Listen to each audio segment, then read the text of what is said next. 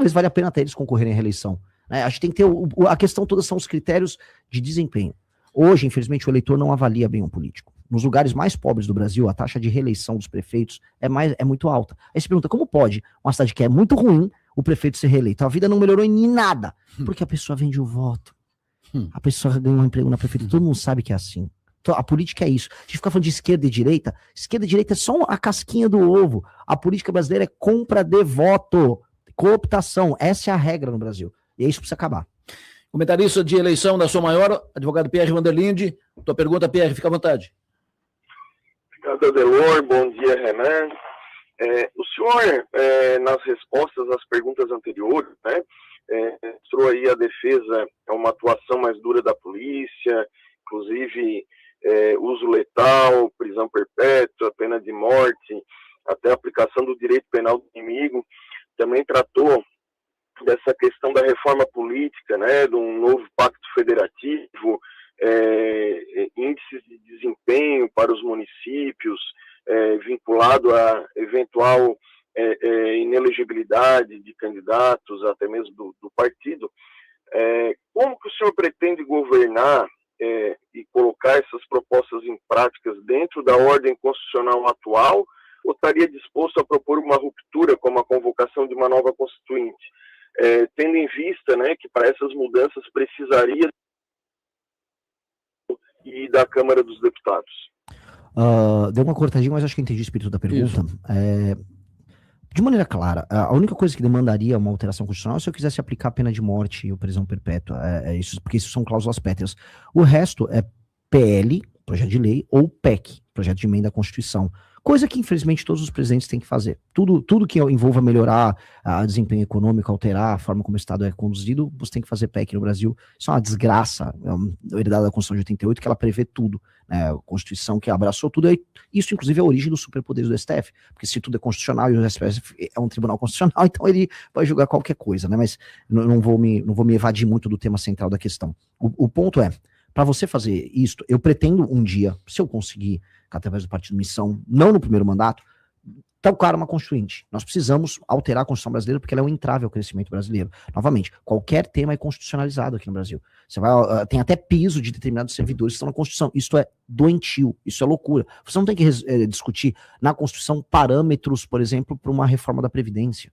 Você não tem que discutir numa Constituição temas que envolva licenciamento ambiental. Isso é tudo maluco. Isso é doentio, esse é um problema, mas é um problema que eu gostaria de tratar não agora. Para tratar dos 3 temas que eu falei aqui, que são os principais, uma reforma fiscal e de competitividade no Brasil, que envolve PEC, uma alteração nas leis penais e processo penal, para incluir inclusive o direito penal do inimigo, que é PL, mas envolve também PEC. E para fazer essa reforma administrativa que eu falei, que mude os sistemas de incentivo para os estados e municípios, que permitam punições e incluir, vamos dizer, critérios objetivos de avaliação. Tudo isso é PL e PEC. Eu não preciso de uma constituinte. O que eu vou precisar é de maioria no Congresso Nacional. Tá? E aí entra a pergunta do como. Para ter maioria no Congresso Nacional, eu tenho que escolher os inimigos que eu preciso primeiro. Né? Igual como você faz para comer um elefante? Por pedaços. O primeiro pedaço que a gente tem que comer é a da reforma fiscal, que eu tenho que fazer na transição. Eu ganhei a eleição em outubro, em dezembro eu tenho que estar fazendo uma reforma fiscal com a legislatura atual. Eu tenho que passar o máximo que eu puder dessa reforma fiscal para vir dólar para o Brasil, para a gente romper essa trajetória de aumento de dívida que a gente tem, para sobrar espaço fiscal para o Brasil poder investir. E aí os juros vão cair, e aí a gente começa a ter um país mais previsível, sobra dinheiro na mão das pessoas, e eu posso até depois de 2 anos começar a baixar imposto.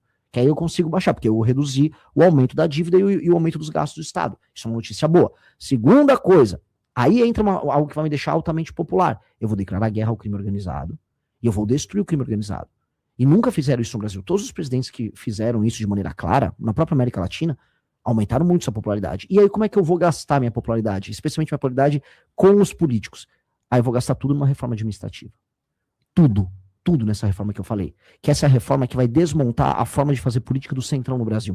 E aí eu falo para o nosso ouvinte, o STF é um problema? Sim, um grande problema. É um problema que começou a crescer a partir de 2012 e chegou no ápice aqui nos últimos anos e que agora a gente está sentindo, nossa, é um problema muito anômalo. Sim. Agora o maior problema nosso é o Centrão, que é a forma antiga, arcaica de fazer política no Brasil, que vem do período colonial. Inclusive o Centrão está sempre nos mesmos escândalos junto com o STF. Inclusive as nomeações do STF têm relação com o Centrão. Tudo isso está internacionalizado. Destruir o Centrão é mais importante do que, ou melhor, destruir a forma de fazer política do Centrão, é mais importante do que destruir a mentalidade da esquerda ou o próprio STF, porque ele dá base para tudo isso. Ele dá base. O Maranhão, eu vou falar para vocês, é um estado socialista. E ele é um estado socialista sem precisar, em nenhuma medida, de ter um comunista administrando ele. Simplesmente porque o Centrão cria esse tipo de modelo, de pessoas dependendo do Estado. Para você ter um negócio, tem que ter o Estado praticamente como sócio. Uma economia completamente baseada em dinheiro estatal. Isso foi criado pelo Centrão. O Centrão faz isso. O Centrão é o grande inimigo. O Centrão é o grande traidor que destrói qualquer projeto político. Nós temos que mudar. Não, eu não vou sair prendendo pessoas do Centrão. Ainda que eu gostaria de fazer isso com alguns, mas o que eu vou fazer é alterar o sistema de incentivos, para que o próprio político do Centrão trabalhe direito. Esse é o jogo. Falando várias vezes aqui do STF. STF hoje ele está politizado, porque lá ele tem nomeados do Lula, do Bolsonaro, do Fernando Henrique ainda, porque os ministros do STF são todos nomeados pelo presidente da República, que indica para o Senado aprova ou não, e o presidente nomeia. Isso cria, ou tende a criar, uma dependência, uma relação dos ministros com o poder, com os políticos. Como é que tu avalia a possibilidade de mudar essa regra, fazendo com que os integrantes do STF sejam de carreira ou concursados? Veja só, eu não sou tão otimista com a ideia do concursado. Você tem dentro dos concursados, quando eles chegam em posições importantes, o lobby do judiciário, por exemplo, para super salário. Não é isso que vai determinar se o STF vai ser bom ou ruim. Sabe o que vai determinar? É tirar os poderes do STF. Hoje o STF manda em tudo. Eu vou dar um exemplo. A Suprema Corte Americana, ela também funciona com nomeação política. Sabe por que ela não interfere tanto? Porque ela só trata de matéria estritamente constitucional, ela tem um filtro de entrada. Nos Estados Unidos, o STF deles cuida de 50 ações. No Brasil, são de 8 mil ações. O STF também tem superpoderes aqui no Brasil, porque 83% das decisões delas são monocráticas. Portanto, cada ministro é uma sentença, dá a canetada dele e fica com uma decisão monocrática. Outra coisa que eles podem fazer, como eles viram uma espécie de última instância do judiciário, que eles não podem ser, eles têm que ser apartados do judiciário brasileiro, eles têm... eles podem sentar em cima de um processo, por exemplo, pedir vistas, e ficam o tempo todo sentado no processo. E aí você pode ajudar uma empresa ou ajudar um cliente, que é o que eles fazem. Eles também têm escritórios de advocacia ligados aos familiares deles, que deveria ser proibido, como é em qualquer lugar sério. Então, se a gente já tira todos esses elementos do STF atual, ele só vai tratar de maneira jurídica os temas jurídicos. E a última, que é a mais importante, a gente tem que criar uma corte política, feita com, aí sim, desembargadores de carreira, que são sorteados de cada estado, e ficam no máximo 2 anos nessa corte, e essa corte julga os deputados e os senadores. É a corte política que vai fazer o papel de foro privilegiado. E um deputado não pode ser julgado por um desembargador do seu próprio estado, pro bem ou pro mal, né? Tem que ser de outros estados. Essa corte não tem que ter nenhum tipo de influência política nela, é estritamente técnica, ajudando casos criminais. E aí o que isso vai fazer? O STF não tem mais poder de mandar sobre Câmara ou Senado, portanto, quando o ministro não se comporta direito, o senador vai estar muito tranquilo em chamar ele e, inclusive, fazer o impeachment. Essa é a reforma que a gente precisa fazer para resolver o STF. Pergunta do consultor de investimentos, comentarista de mercado aqui da Rádio Som Maior, Arthur Lessa, fica à vontade, Arthur. Bom dia, Delor. Bom dia, Renan. Seja bem-vindo a Criciúma. Eu queria fazer uma pergunta bem objetiva na área econômica.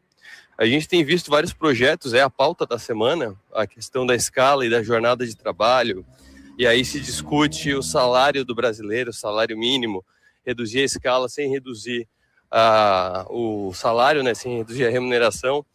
Mas um ponto que não se discute em nenhuma das alas da política brasileira é a redução do custo de contratar. O brasileiro recebe pouco porque a empresa gasta muito para contratar um dinheiro que não vai para o brasileiro, não vai para o trabalhador.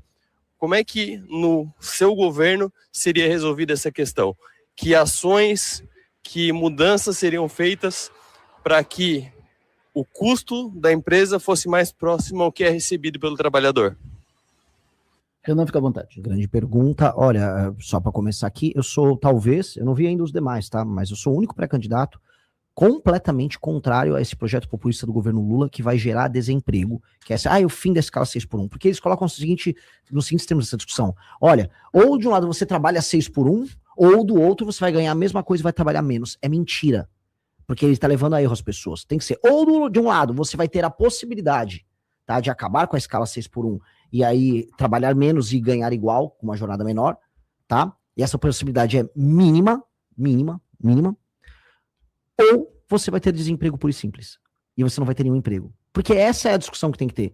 As pessoas muito provavelmente ficarão sem emprego, empresas vão aumentar os custos delas, empresas vão fechar, o Brasil vai perder competitividade em alguns setores industriais que ele faz parte das cadeias globais de produção, e vai vir alguma empresa mexicana, alguma empresa chinesa, alguma empresa vietnamita, alguma empresa indiana, e vai roubar os clientes dos brasileiros, e o Brasil vai ficar mais pobre. Porque você não aumenta os rendimentos das pessoas se não aumentar a capacidade produtiva, a produtividade da economia brasileira. Ponto. Só que é papo de maluco populista que o Lula tá usando para tentar ganhar a eleição. Só. E a direita não tem coragem de falar isso. Inclusive vi o Nicolas, né, já ensaiando um voto favorável a isso. Ele falou assim, eu vou botar uma emenda que aí o governo vai ter que pagar para as empresas a diferença. Mentira, isso é loucura. Aí a gente vai quebrar as contas públicas só para atender o desejo populista do Lula? Isso é loucura. Então vamos lá, o que a gente tem que ter, e respondendo a tua pergunta, juntando esses assuntos. O modelo de contratação da CLT, que tem todos esses custos, ele é inviável. Nós temos que ter um novo modelo de contratação e uma cobrança, aí sim, dos impostos concernentes à INSS, que é o recolhimento, né? De maneira flat para todo mundo. Ou seja, nós temos hoje um MEI que cobra menos, então a pessoa faz um MEI e ela trabalha como MEI, e ela paga alíquotas muito menores. Na CLT ela paga muito alto. Em ambos os casos, em um dos casos, a pessoa fica com a maior parte do dinheiro no bolso, e no outro caso, o Estado fica com a maior parte do dinheiro. Nós temos que criar um parâmetro menor, cobrando impostos menores, muito menores do que a CLT, em que seja fácil contratar, em que seja fácil você demitir uma pessoa, como é qualquer lugar do mundo, em que não tenha judicialização. Inclusive aqui em Santa Catarina, a gente voltou a ter hiperjudicialização na área trabalhista, porque começou a ter decisão de desembargador aqui, falando, não, você não tem custo sem entrar com a ação trabalhista novamente, ou seja, disparou, aumentou em mais de 15% as ações trabalhistas, tem que ter essa segurança jurídica. O modelo da CLT, se não abandonado, a gente vai ter que deixar ele num canto e criar um outro modelo de contratação simples e direto e igual e previsível, que faça as pessoas trabalharem com muito menos custos. Aí o que vai acontecer? As pessoas vão naturalmente abandonar o modelo CLT para um modelo que, vamos dizer, o desconto dela, referente, por exemplo, ao INSS, que no fundo, a aposentadoria, o sistema previdenciário brasileiro, mas, no fim do dia, a maior parte do dinheiro ficando com ela e a maior previsibilidade. Este modelo, ele tem que estar presente já no próximo governo. O próximo presidente da República precisa fazer isso, porque o Brasil está indo para uma informalidade bizarra, e nessa informalidade tem pessoas que estão trabalhando e também não estão, basicamente, arrecadando os impostos para a área do INSS. Então isso vai dar um problema previdenciário lá para frente. E o cara da CLT está pagando um valor altíssimo. Então está muito desequilibrado. A gente vai precisar reequilibrar para pagar todo mundo um pouquinho, bem menos do que a gente está pagando na média, de impostos, e facilitar a contratação das pessoas. Acho que isso vai ter um efeito muito positivo na cadeia como um todo. Renan, pergunta de milhões. Está hoje colocado uma tendência de termos um segundo turno no Brasil entre Lula e Bolsonaro, Lula e Flávio Bolsonaro. Ponto. É a tendência, é o que está colocado. Está correndo o Brasil tentando quebrar essa lógica, essa tendência, e ganhar uma vaga no segundo turno. Mas, mantida a tendência, como é que vota o Renan no segundo turno? Renan vota em Renan. Mas se o Renan não estiver no segundo turno? Eu não trabalho com essa hipótese. Nunca trabalharei. Não se entra num campo de batalha pensando em perder. Imagina assim, eu tenho milhares, tem meninos colocando o seu coração, sangue, suor e lágrimas, trabalhando ao redor do Brasil sem dinheiro nenhum, ajudando a pré-candidatura. Aí eu vou aqui chegar para você, vou ficar conjecturando uma derrota para esse cara. Eu nunca vou conjecturar essa derrota. Segunda pergunta. Num debate, vamos supor que todos estejam no debate. No debate, primeiro debate realizado, Renan, Lula, Flávio Bolsonaro, Caiado, Zema, se estiverem no processo e tal. O que tu perguntaria pro Lula? Uau! Seria o meu primeiro encontro com o Lula desde 1989. Eu vi ele num jogo de futebol e mandei ele tomar naquele lugar, por causa do meu pai, né? Eu tinha 5 anos de idade. Assim, a primeira pergunta é uma pergunta meio óbvia, muito idiota, mas de fato, cadê a tal da picanha? No sentido de, cadê os ganhos na vida das pessoas? Cadê a acumulação? Cadê a felicidade maior do brasileiro? Cadê os gastos dele? Cadê o consumo maior que ele prometeu e não entregou? Onde está isso? Porque ele vai precisar explicar isso, porque ele falou que as pessoas iam ficar mais prósperas e terminou o mandato dele dando pé de meia, botijão de gás e energia elétrica. Ou seja, todo mundo ficou mais pobre. Se você está precisando de um botijão de gás, inclusive aqui em Santa Catarina tem lugar de entrega do botijão de gás dele, significa que todo mundo ficou mais pobre. E alguém vai ter que mostrar e jogar isso na cara dele. Que as pessoas ficaram mais pobres no governo dele e ele tá agora arrancando dinheiro das pessoas que trabalham e produzem para dar botijão de gás pros outros. Aí eu quero ver, ele vai ter que sambar para responder isso. Aí na segunda pergunta tu vira e pergunta pro Flávio Bolsonaro. A primeira pergunta, Flávio Bolsonaro, explique para o Brasil por que você chegou e entrou com uma liminar mandando o COAF sair da frente para salvar você de um escândalo de rachadinha em que os seus funcionários davam o dinheiro deles em cash, 90% do salário pro Queiroz, e o Queiroz administrava e pagava inclusive as contas dele, Flávio. E se isso não é isso próprio, uma facilitação do trabalho do STF, porque na prática o STF ficou hiperimpoderado por conta do escândalo da rachadinha do Flávio Bolsonaro, em que o pai dele fez um acordo para salvar ele. E ele vai ter que explicar esse acordo pro Brasil. Porque uma coisa é fazer as pessoas ficarem na frente de quartel, achando que estão enfrentando o sistema. O outro é o próprio Flávio Bolsonaro fazer acordo com o sistema para não ser preso. Muito obrigado pela tua vinda aqui no Estúdio Sumar, foi um prazer te receber.